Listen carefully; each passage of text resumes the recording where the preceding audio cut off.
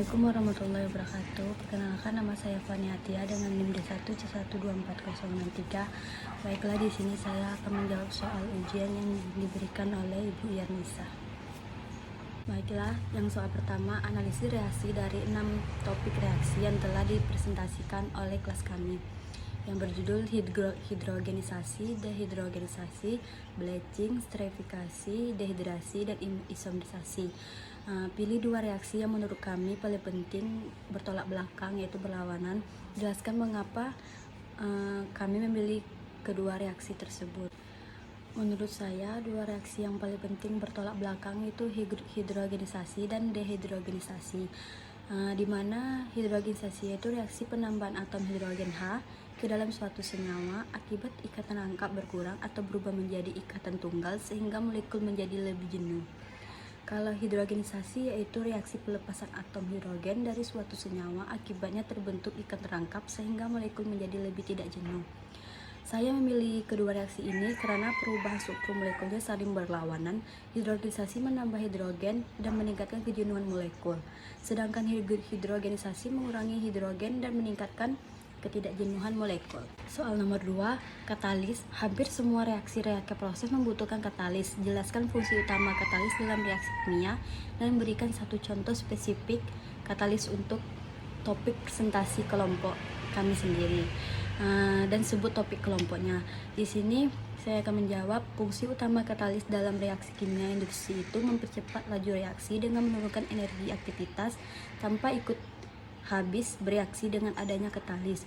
Proses produksi menjadi lebih efisien, hemat energi, dan waktu reaksi lebih singkat. Pada kelompok saya itu hidrogenisasi. Salah satu katalis yang kami gunakan adalah nikel Ni. Katalis nikel membantu mempercepat penambahan gas hidrogen H2 pada ikatan rangkap asam lemak sehingga menjadi lebih jenuh dan lebih stabil. Lanjut soal yang ketiga, hidrogenisasi. Dalam pembuatan margarin, mengapa minyak nabati cair perlu dihidrogenisasi? Jelaskan dampak negatif bagi kesehatan jika proses ini dilakukan secara parsial, tidak sempurna. Jawaban saya, minyak nabati cair perlu dihidrogenisasikan agar ikatan rangkap pada asam lemak berkurang, sehingga minyak menjadi lebih padat, lebih stabil, dan tidak mudah tengik. Karena itu, minyak dapat digunakan sebagai bahan baku pembuatan margarin. Jika proses hidrogenisasi dilakukan secara parsial, tidak sempurna, dapat terbentuk asam lemak trans, yaitu trans fat. Lemak trans berdasarkan negatif bagi kesehatan karena dapat meningkatkan kadar kolesterol jahat, yaitu LDL, menurunkan kolesterol baik, HDL, dan meningkatkan risiko penyakit jantung. Lanjut soal yang keempat, dehidrogenisasi. Jelaskan perbedaan mendasar antara dehidrogenisasi reaksi kimia dengan dehidrogenisasi enzim. Berikan masing-masing contoh. 1. Penerapan dalam industri pangan. Dehidrogenisasi adalah reaksi kimia yang menghilangkan atom hidrogen H dari suatu senyawa sehingga terbentuk ikatan rangkap atau senyawa yang lebih tidak jenuh. Dehidrogenisasi adalah enzim yang berfungsi mengkatalis proses pelepasan hidrogen dalam reaksi biologis di dalam makhluk hidup. Jadi penyebabnya itu dehidrogenisasi merupakan proses reaksi, sedangkan dehidrogenisase adalah enzim yang membentuk proses tersebut yang terjadi. Contoh penerapannya dalam industri pangan, dehidrogenisasi reaksi kimia digunakan dalam pasar membentukkan senyawa aroma dan flavor pada pengolahan pangan. Kalau dehidrogenisase enzim alkohol dihidrogenisasikan berperan dalam proses fermentasi untuk produksi minuman fermentasi. Soal yang kelima, bleaching. Pada permurnian minyak sawit merah CPO, proses bleaching bertujuan menghasilkan pigmen. Jelaskan mekanisme kerja bleaching card dalam meningkatkan pigmen tersebut. Apakah reaksi kimia atau absorpsi? Jawaban saya, pada penumbuhan minyak sawit mentah CPO, bleaching earth bekerja terutama melalui proses absorpsi, bukan reaksi kimia.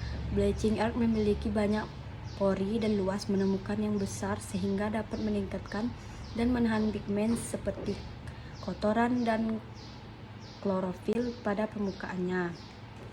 Akibatnya, pigmen yang menyebabkan warna gelap pada minyak dapat terpisah dari minyak dan warna minyak menjadi lebih cerah. Jadi, mekanisme utama bleaching adalah absorpsi fisik terhadap pigmen dan zat pengotor. Soal yang keenam yaitu esterifikasi. Biodiesel adalah produk esterifikasi atau transesterifikasi. Mengapa bahan baku minyak dengan asam lemak bebas FFA lebih tinggi harus melalui tahap esterifikasi asam terlebih dahulu sebelum transesterifikasi basah? Jawaban saya minyak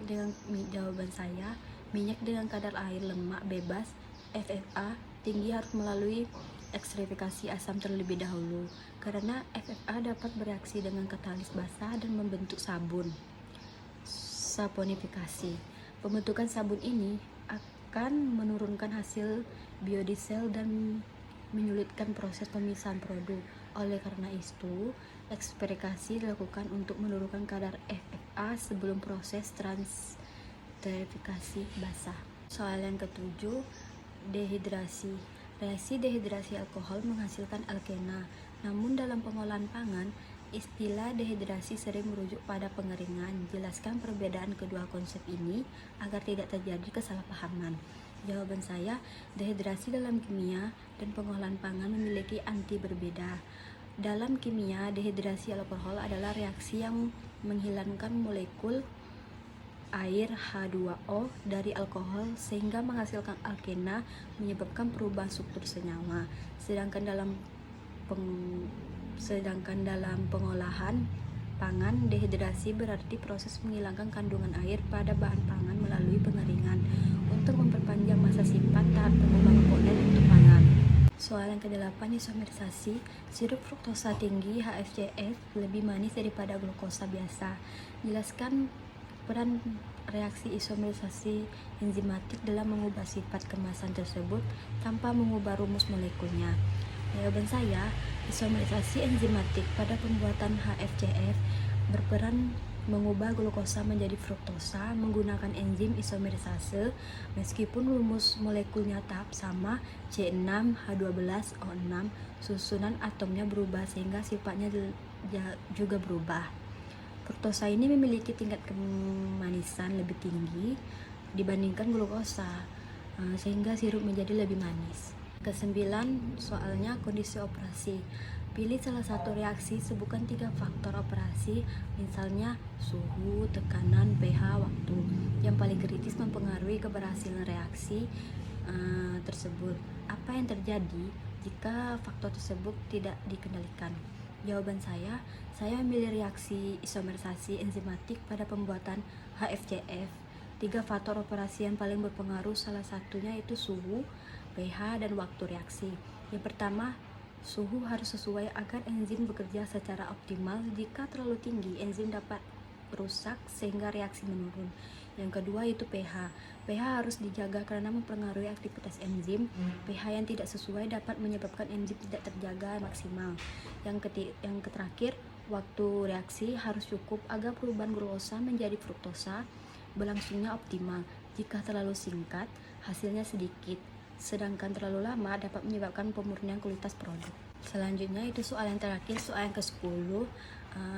Soalnya refleksi pemahaman. Berdasarkan seluruh materi presentasi teman-teman sekelas, reaksi mana menurut Anda paling berpotensi dikembangkan untuk inovasi produk pangan di Indonesia di masa depan? Jelaskan secara ekonomis dan teknisnya. Jawaban saya, menurut saya reaksi yang paling berpotensi dikembangkan untuk inovasi pangan di Indonesia adalah reaksi isomerisasi.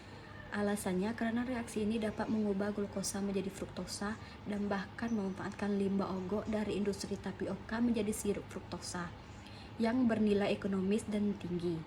Dari sisi ekonomis, hal ini dapat meningkatkan nilai tambah limbah pertanian. Dari sisi teknis, fruktosa banyak digunakan sebagai pemanis dalam industri makanan dan minuman karena Indonesia memiliki bahan baku singkong yang sangat melimpah. Jadi saya memilih isomerisasi ini sangat baik untuk dikembangkan di masa depan. Terima kasih. Segitulah jawaban dari saya. Wassalamualaikum warahmatullahi wabarakatuh.